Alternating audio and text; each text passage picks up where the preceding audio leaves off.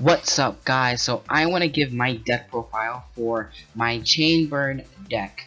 Now, Chain Burn is a deck that I decided to play until October, where until Spiral Double Helix comes out. This is a budget version of the deck. Now, before I get into the video, I just want to say that adding cards like Card of Demise and Pot of Desires to the deck makes it a lot more consistent and powerful, and makes it a lot better. So if you decide to go not budget, I highly recommend you guys play those cards, but this is the budget build. This is the best I could make the deck. I'm still experimenting because again, this is something I want to be competitive with until Double Helix comes out. So if you guys have any advice for the build, let me know. But I've been playtesting a lot last night, and I just want to showcase it with you guys. So let's get into it. First off, 3 Lava Golem. Lava Golem is a very powerful card. In decks nowadays, with Masterpiece Zoo running around rampant, unstopped because the ban list hasn't come out yet, you need ways to get rid of it, because they will just continuously, well, Masterpiece anyways, he will keep popping your back row, and that is so annoying. So basically, hopefully they have another monster on board, not just sitting on a Masterpiece, but usually they have another monster. You can tribute the Masterpiece just to stop the wreckage of your back row, because you need that to survive. That's why I decided to play 3 Lava Golem. Moving on, I only play a handful of monsters in this build. 1 Lazion Time Lord. So this card is really good, because every time your opponent draws a card, they take 1,000 points of damage while he's on the board, which is really good. For their draw phase, they're already taking 1,000 points of damage. Also, its other effect, you can choose to activate it if you want. During the battle phase, you can attack, and all the monsters, all the cards in the graveyard, in your opponent's graveyard, goes back into the deck. So that is really good for decks that really rely on the graveyard. There are a lot of decks that just can't live without the graveyard. Also, you take no battle damage, and this card cannot be destroyed by battle or card effects. So yeah, before I continue, this and Lava Golem equals 2,000 points of damage for your opponent's draw phase, because Lava Golem's on the board, they take 1,000, and they draw, they take 1,000. So that's really good. Moving on to some other monsters. Card D. This is pretty much the replacement for Card of Demise. It's very slow than Card of Demise, however.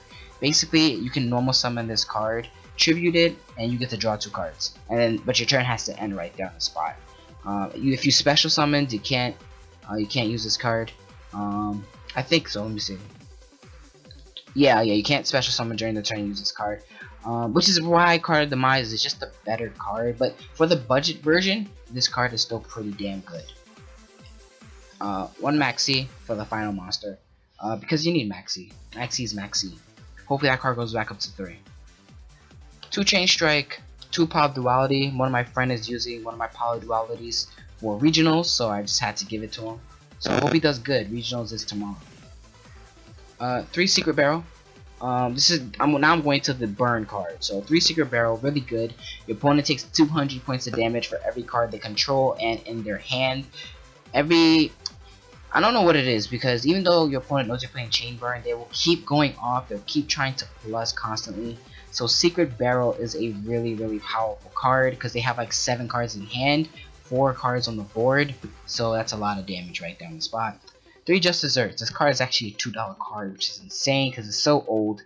But your opponent pretty much takes 500 points of damage for every monster they control. Secret Blast, they take 300 for every card they control. So usually I'll do this if my opponent has like 5 cards on the board. 2 Ojama Trio to finish off. Well, I run a Ojama Trio, right? Because it makes every card I just showed you, every burn card, more live.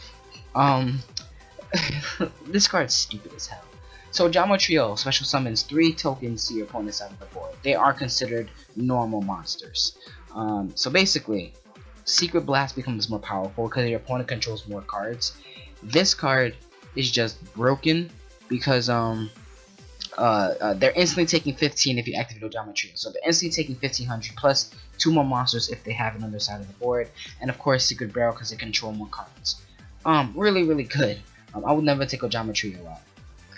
One ceasefire, they take 500 points of damage for every monster, just like Just Desserts.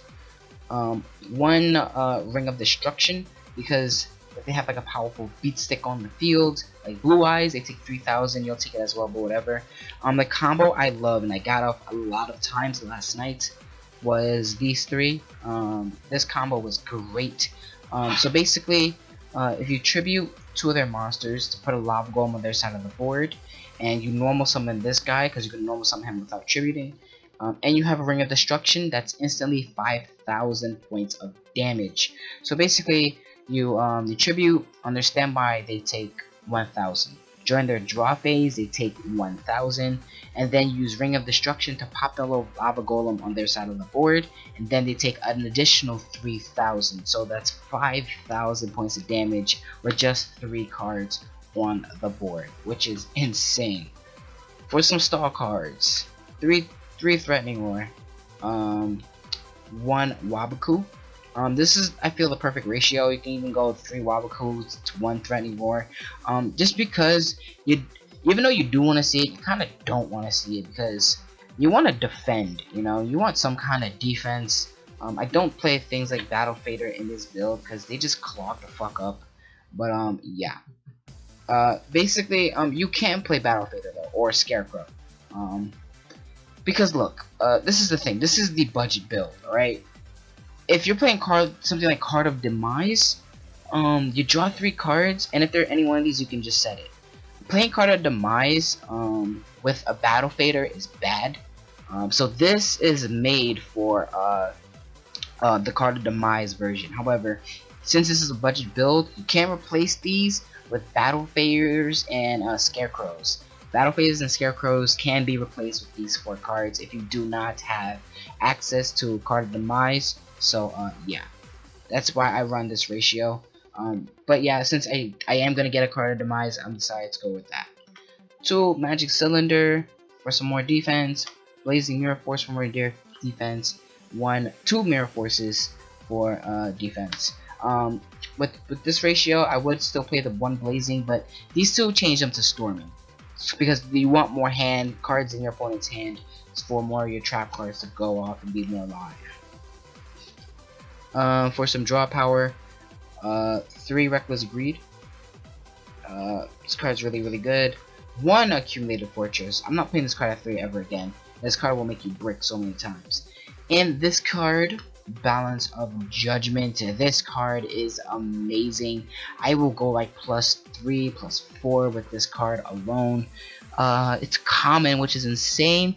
I would love to get this card super. I'm not sure if it's super. I doubt it though. I'm gonna read its effect just so you guys can know what it does. It says if your opponent controls more cards than the combined number of cards in your hand and that you control, draw cards equal to their surplus. So because like I'm constantly getting rid of my hand in this build, this card is so broken. I can have 1 card on the field, which is this card face down. My opponent has like 6 cards.